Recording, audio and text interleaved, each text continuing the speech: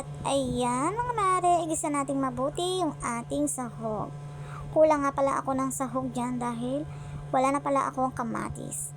Ayan, kumukulo na yung aking munggo mga mare. Ayan, pinakulaan ko na nga pala yung munggo kanina.